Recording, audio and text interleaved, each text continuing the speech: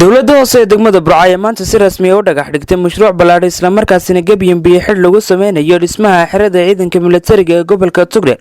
Mashruucan ay maalgelinaysa hay'adda UNDP ayaa waxay hirgelinaysaa dowladda hoose ee degmada Burco. Mashruucan ayaa mid wax weyn ka tari doona badbaadinta dhismaha xerada ciidanka qaranka ee gobolka Togdheer oo ka laalaada garbada toga dheer ee magaalada Burco. Dhismaha biyo xidhkan iyo lagaga xidhayo biyaha soo mara toga dheer ee magaalada Burco. Xerada gaaska ee gobolka Togdheer ayaa waxa uu socon doonaa muddo 3 bilood. ugurintiba dhagax dhiga mashruucan iyo waxaa ka hadlay maayirka degmada Burco Maxamed Yuusuf Cabdiraxmaan waxaana ka warbixiyay mashruucan iyo faa'iidooyinka uu leeyahay ilaalinta xerada gaaska ee Burco. waxaan halkan dhagax dhigaynaa gabiyan biyo celin aan ugu talagalay oo halkan aynu joognaa waa xerada gaaska ee Burco. dayac weyn iyo dhibaato weyn way qabtaa.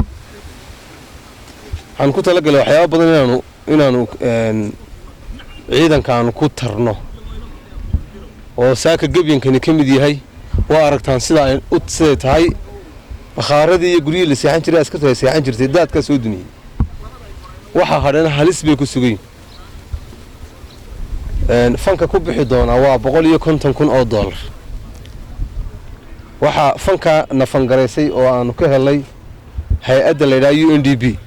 aad iyo aad noogu mahadnaqaynaa. annaguna dadaal baanu sameynay oo markaan aragnay xeradii ciidanku inay dayacan tahay ayaanu annaguna maanta aanan barnaamijka fulin kareynin yaa waxay noqotay inaan ugu qaylino hay'adaha. waa ku guulaysanay Ilaahay subxaanahu wa ta'aala mahadi.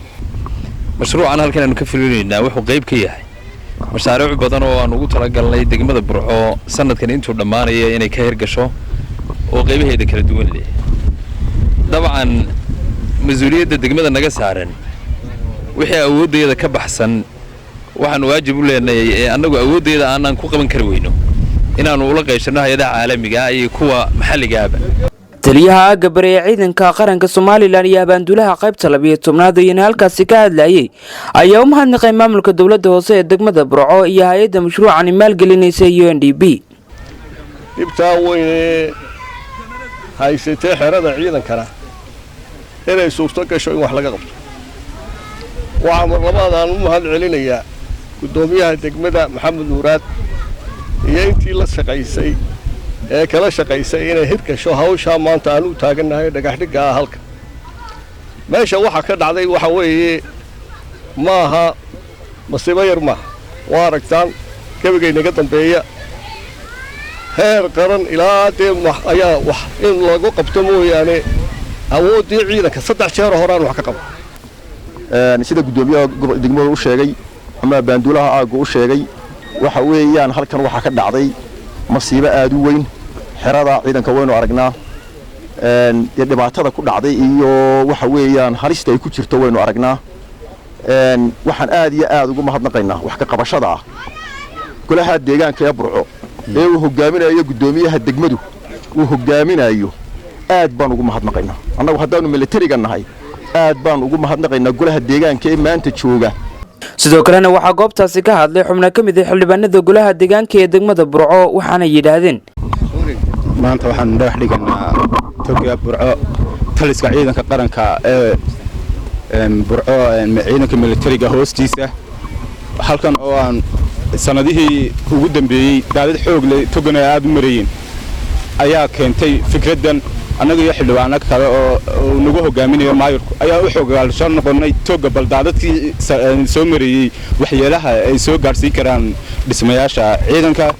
waxa halkan laga fulinaya mashruuc aad iyo aad u ballaaran walaaydiina ku aragtaan ama runtii saxaafadda lafteeduba way idin muujinaysaa.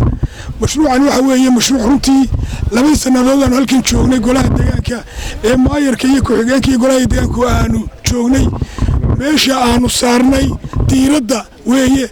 geesta kalena waxa maanta maamulka dowladda hoose ee degmada Burco ay dhagax dhigeen wada 1 kiiloomitir oo laga hirgelinayo xaafadda Hodanta oo ay hirgelinayso dowladda hoose ee degmada Burco oo muddooyinkii ugu dambeeyay ku hawlaneyd horumarinta bilicda gobolka Togdheer gaar ahaan magaalada Burco.